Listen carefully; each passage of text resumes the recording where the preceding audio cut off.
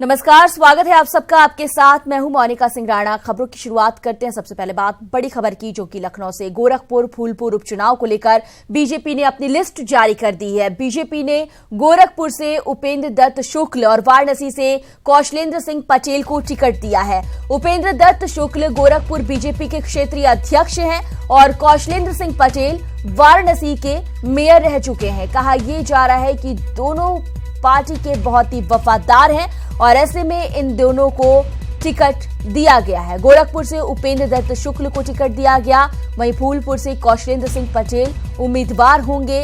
और फिलहाल आपको बता दें कि बीजेपी ने अपनी लिस्ट जारी कर दी है। गोरखपुर फूलपुर उपचुनाव को लेकर देरी जरूर हुई, लेकिन अब बीजेपी ये कह रही है कि देर इसलिए हुई क्योंकि काफी विचार किया जा रहा था। एक बीजेपी की प्रतिष्ठा का सवाल ये दोनों सीट बने हुए हैं। हमारे साथ हमारे सहयोगी अवनीश विद्यार्थी लाइव हमसे जुड़े हुए हैं।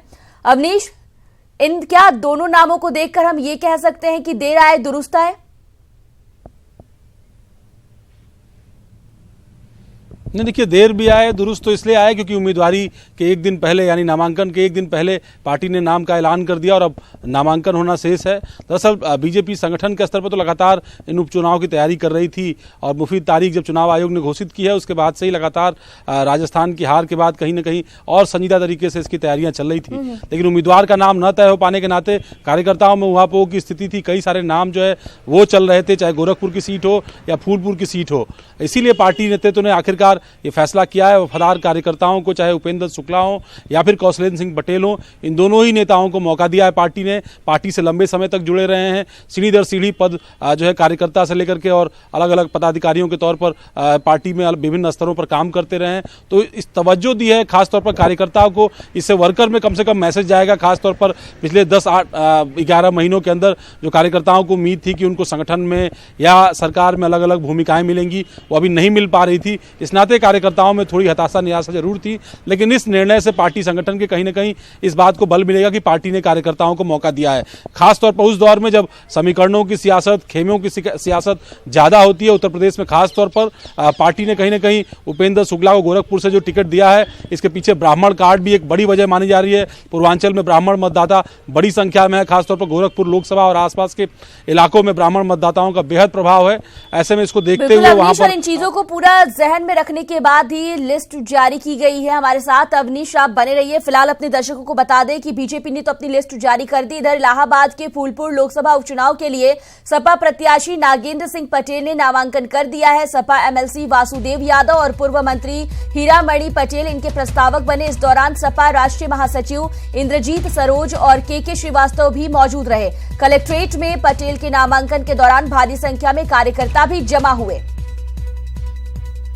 और इस मामले पर बात करने के लिए हमारे साथ लगातार हमारे सहयोगी अवनीश भी बने हुए हैं। अवनीश, तमाम जो पार्टियां हैं वो अपनी पूरी ताकत झोंक रही हैं। ऐसे ऐसे प्रत्याशियों को खड़ा किया जा रहा है जिनकी बहुत अच्छी पकड़ इस इलाके में, इस क्षेत्र में मानी जाती है। कांटे की टक्कर आने वाले वक्त में देखने को मिलने वाली है।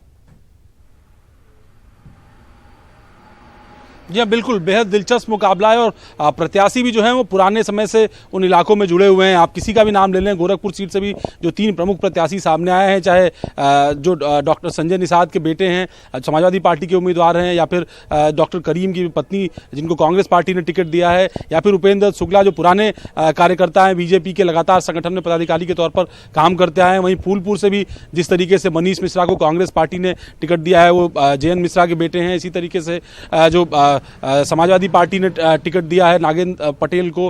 इसके अलावा अब कौशलेंद्र सिंह पटेल को टिकट दिया है बीजेपी ने। तो ये तीनों ही कद्दावर नेता दोनों ही सीटों पर अलग अलग जो लड़ रहे हैं, ये बेहद दिलचस्प मुकाबला होने जा रहा है। जातिगत समीकरणों की भी एक तरीके से कहें तो अब ये दोनों सीटें प्रयोगशाला हैं और ऐसे में इन सीटों से जो निर्णय निकल के आएगा न सिर्फ पूर्वांचल की बल्कि प्रदेश की राजनीति को भी प्रभावित कर सकता है।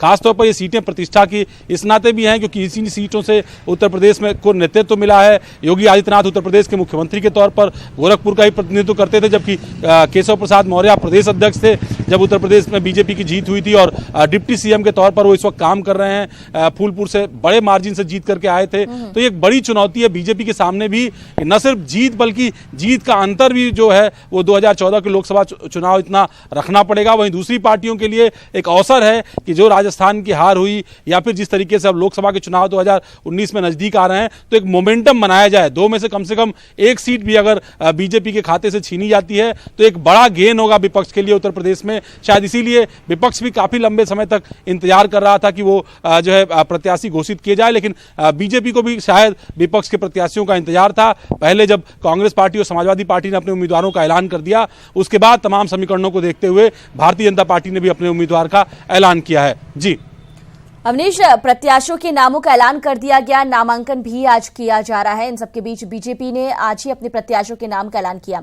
कुल मिलाकर जो रणनीति तैयार की गई, जनता का भरोसा जीतने की जो बातें कही जाती है, उसमें अभी एक और रणनीति तैयार करने की जरूरत होगी, क्योंकि प्रत्याशियों जो चेहरा है वो ही साफ नहीं था।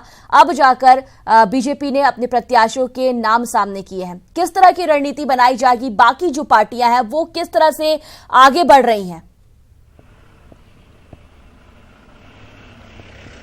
नहीं, देखिए बाकी जो पार्टियां हैं या उनके जो प्रत्याशी हैं वो स्थानीय समीकरणों को देखते हुए बनाए गए। दरअसल गोरखपुर की सीट जहां निषाद बड़ी संख्या में है, समाजवादी पार्टी ने निषाद पार्टी के साथ गठबंधन किया और उनके डॉक्टर संजय निषाद के बेटे को टिकट दिया है, जो इंजीनियर हैं, उनको मौका दिया है पार्टी ने, बावजूद इसके कि अपने परंपरागत किसी कार्यकर्ताओं को मौका देता। कहीं ना कहीं पार्टी को ये लग रहा था कि समीकरण ज़्यादा जो है वो कारगर होंगे वहाँ पर, और शायद इसीलिए जो है निषाद समुदाय से टिकट दिया। वहीं कांग्रेस पार्टी ने भी जो है अपने परंपरागत तरीके से छोड़ते हुए एक मुस्लिम प्रत्याशी को वहां पर वोट दिया, टिकट दिया है। इस तरीके से नजर बनाए रखिए, हम आगे भी आपसे बात करेंगे, जानने की कोशिश करेंगे कि इन दो सीटों को लेकर किस तरह से जंग जारी है। शुक्रिया इस तमाम जानकारी के लिए आपका। तो तमाम पार्टियों ने अपने प्रत्याशियों के नामों का ऐलान कर दिया है, नामांकन किए जा रहे हैं और जो समीकरण है उसे पूरा ध्यान में रखा जा रहा है। जो भी वोट प्रभावित हो सकते हैं, और ऐसे में जो नाम सामने आ रहे हैं वो अपने आप में बेहद खास हो जाते हैं, पार्टियों के वफादार ये बताए जा रहे हैं। इस वक्त की बड़ी खबर की बात खबर कानपुर से है, जहां 4000 करोड़ रुपए का लोन ना चुकाने के मामले में सीबीआई की टीम ने रोटोमैक पेन के मालिक विक्रम कोठारी से पूछताछ शुरू कर दी है। पूरे मामले में सीबीआई ने विक्रम कोठारी के पासपोर्ट को भी जब्त कर लिया है। वहीं पत्रकारों से बातचीत में सीबीआई ने कहा कि जल्द ही पूरे मामले में प्रेस कॉन्फ्रेंस कर खुलासा किया जाएगा।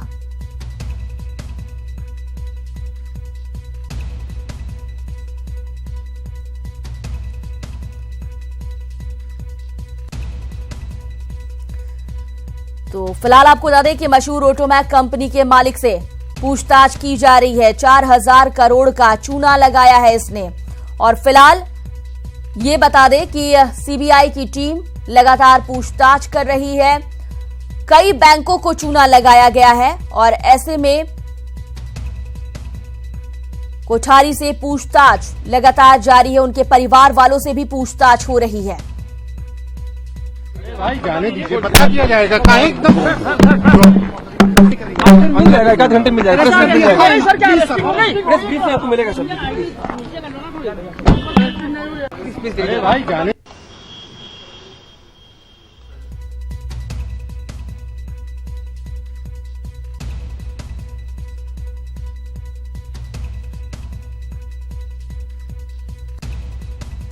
हमारे साथ हमारे सहयोगी कानपुर से अमित गंजू लाइव जुड़ गए हैं। इस पूरे मामले पर फिलहाल सीबीआई कुछ भी नहीं कह रही। अमित, प्रेस कॉन्फ्रेंस करके पूरे मामले की जांच किस तरह से आगे बढ़ रही है, इसकी जानकारी दी जाएगी। ये बताइए कि क्या कुछ अपडेट आपके पास है, पूछताछ क्या अब भी जारी है कोठारी से? वकील साहब, आप स्टूडियो जाना चल रही है सर। इस टाइम सीबीआई की टीम यहाँ चल रही है। उनका कहना है कि आप लोगों द्वारा, आपके क्लाइंट द्वारा करोड़ों रुपए डका लिए गए। क्या कहेंगे सर आप? ये गलत है, ऐसा नहीं है। बिजनेस में नॉर्मल एक प्रैक्टिस है कि बैंक से लोन लेते हैं, उसका रिपेमेंट अगर टाइमली नहीं हो पा रहा, दैट डजंट मीन कि उन्होंने कोई फ्रॉड कर लिया।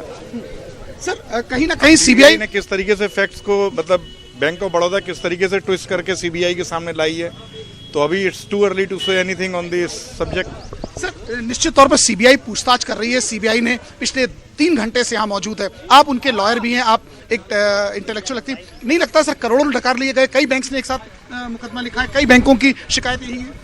नहीं, अब जब तक चीजें क्लियर ना हो तब तक कुछ कहना ठीक नहीं ना। अभी ये तो केवल जो आपने बाहर से सुनते चलिए आप बताइए सर, हमने बाहर सुना, आप क्या कहेंगे सर, आप बताएं। तो अभी थोड़ा मुझे मौका दें, अभी मैं कुछ कहने की स्थिति में नहीं हूं। आपको नहीं लगता सर कुछ पैसा इन्होंने लिया? आपको नहीं लगता है? जितनी इन्फॉर्मेशन आपको है आज की डेट के बारे में कि सीबीआई आई और सीबीआई ने इंटरवीन किया है इस मैटर में, तो अभी मुझे इससे ज्यादा कोई जानकारी नहीं जब तक मैं अंदर न जाके पता कर लूं क्या सीन है। Thank you sir. देखा इनके जो अधिवक्ताओं की एक पूरी टीम यहाँ मौजूद है। सीबीआई क्योंकि इनको अंदर जाने से इनको रोका गया है, इनकी टीम यहाँ बाहर जो इनके अधिवक्ता हैं 5 एडवोकेट्स इनके यहाँ मौजूद हैं जो उनके बिहाफ पर अपनी बात रखने का उनका कहना है कि कोई बैंक फ्रॉड नहीं किया गया, उन द्वारा बैंक से एक लोन लिया गया जिसके बिहाफ पर ये बैंक ने जल्दबाजी की और मुकदमा, यानी उनके अधिवक्ता भी इस बात को मानने को तैयार नहीं है। उनका भी कहना है ये एक रूटीन प्रोसीजर है। तो यानी कहीं ना कहीं इतने कॉन्फिडेंट है उनके वकील इस बात को लेके, जहां एक और करोड़ रुपए का मामला उजागर हुआ, बैंक को मुकदमा लिखाना पड़ा। सीबीआई की टीम यहां मौजूद है, 3 घंटे से दस्तावेज खंगाले जा रहे हैं और उनके अधिवक्ताओं का कहना है ये एक नॉर्मल प्रोसीजर है। जी अमित, जाहिर सी बात है कि जो वकील है, जो अधिवक्ता है, वो ऐसी ही बातें करेंगे, नॉर्मल प्रोसीजर ही बताएंगे पूरे मामले को, इसमें कोई शक नहीं है। इस पूरे मामले को लेकर ये बताइए कि कहा जा रहा था कि पहले कोठारी से यहाँ पूछताछ की जाएगी, फिर लखनऊ, फिर दिल्ली ले जाया जाएगा और वहां पर भी पूछताछ की जाएगी। कब तक यहाँ पर पूछताछ हो सकती है? क्योंकि सीबीआई की ओर से अब तक इस पूरे मामले में कुछ भी नहीं कहा गया, एक शब्द तक नहीं कहा गया। आपने बात करने की कोशिश की थी, उस दौरान भी सीबीआई ने कुछ नहीं कहा था।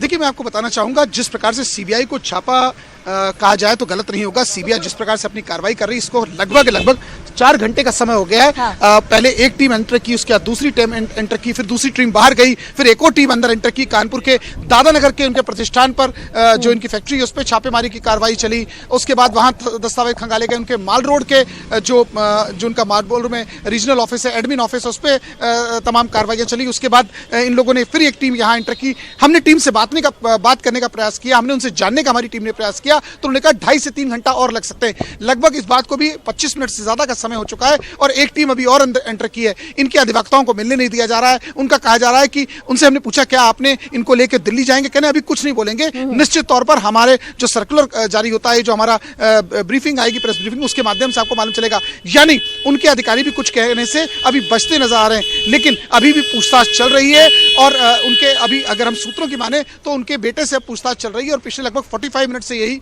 प्रोसीजर चल रहा है।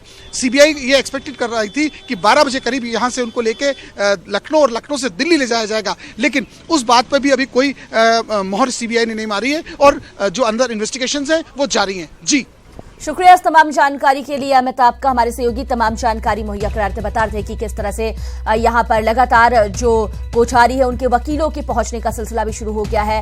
वकील लगातार पहुंच रहे हैं। हालांकि ये कहा जा रहा है कि ये एक नॉर्मल प्रोसीजर है और किसी तरह की कोई गिरफ्तारी नहीं हुई है, लेकिन जो सूत्र हमारे बता रहे हैं कि कोठारी को अरेस्ट किया गया है, उसके परिवार वालों से, बच्चों से पूछताछ की जा रही है। फिलहाल पूछताछ के साथ ही एक साथ कई ठिकानों पर रेड भी डाला गया है और अब भी ये पूछताछ सीबीआई की 2 से 2.5 घंटे और चलेगी। दिल्ली से बड़ी खबर, नीरव मोदी मामले में 5वें दिन भी छापेमारी जारी है। ईडी का कई राज्यों में 35 स्थानों पर छापा जारी है। मुंबई के 10, अहमदाबाद के 6 स्थानों पर छापा हो रहा है। वहीं यूपी के 2, बिहार के 2 और कर्नाटक में 6 जगह रेड पड़े हैं। पंजाब में 2, तमिलनाडु में 4 स्थानों पर छापेमारी हो रही है, जबकि हैदराबाद में 2 और दिल्ली में 1 स्थान पर रेड डाला गया है। हमारे साथ अपडेट के लिए शंकर आनंद जुड़ गए हैं। शंकर, नीरव मोदी के मामले में छापेमारी लगातार जारी है, एक साथ कई ठिकानों पर छापा हो रहा है, क्या कुछ और जानकारी मिल रही है? निश्चित तौर पर देखिए, नीरव मोदी का जो मामला है, इस मामले में ईडी जिस तरह से तफ्तीश कर रही है, उसी मामले को ध्यान रखते हुए आज लगातार 5वां दिन आज छापेमारी लगातार चल रहा है। हाँ। और कई जगह पर सर्च किया जा रहा है। सर्च करने के बाद जो उपयुक्त सबूत मिल रहे हैं उसको जब्त किया जा रहा है। तो आज 35 स्थानों पर छापेमारी की जा रही है, जिसमें कि यूपी के लखनऊ में 2 स्थानों पर, बिहार के 2 स्थान पर और मुंबई के 10 स्थान पर, और इसके साथ ही मुंबई स्थित जो वर्ली इलाके में जो नीरव मोदी का जो आवास है, उस आवास पे भी ईडी की टीम पहुंची है और वहां पे तफ्तीश कर रही है। तो निश्चित तौर पे कह सकते हैं कि ईडी की ये बहुत बड़ी कार्रवाई है और इस मामले में तमाम देश के अंदर में तमाम जो लोकेशन है जहां पर नीरव मोदी से वास्ता या नीरव मोदी के शोरूम से वास्ता या गीतांजलि ज्वेलर्स से संबंधित जितने भी लोकेशन है, उन स्थानों पे छापेमारी की जा रही है और जहां पे भी उपयुक्त सबूत मिल रहे हैं तो उसको सीज किया जा रहा है। और जिस तरह से आज 5वां दिन लगातार सर्च किया जा रहा है, तो इसमें आज सबसे महत्वपूर्ण है नीरव मोदी के आवास पर जो छापेमारी की जा रही है, वहां पे जो सर्च किया जा रहा है, तो वहां पे एक बड़ी टीम जो है वो वहां पे भेजा गया और इस मामले की पड़ताल में सब जुटी हुई है। तो निश्चित तौर पर कहा जा सकता है कि जिस तरह से ये मामला एक निकल के बाहर आया, इस मामले में हालांकि सीबीआई ने केस को रजिस्टर्ड किया, सीबीआई के दर्ज मामले को आधार बनाते हुए ईडी ने केस को दर्ज किया और ईडी इस मामले में तफ्तीश करते हुए काफी आगे बढ़ चुकी है। जी धन्यवाद शंकर आनंद इस तमाम जानकारी के लिए आपका। तो नीरव मोदी मामले में 5वें दिन भी छापेमारी लगातार जारी है। ईडी का कई राज्यों में 35 स्थानों पर फिलहाल छापा चल रहा है। मुंबई के 10, अहमदाबाद के 6 स्थानों पर छापा पड़ा है, जबकि यूपी के 2 और बिहार के 2, जबकि कर्नाटक में 6 जगहों पर छापेमारी चल रही है।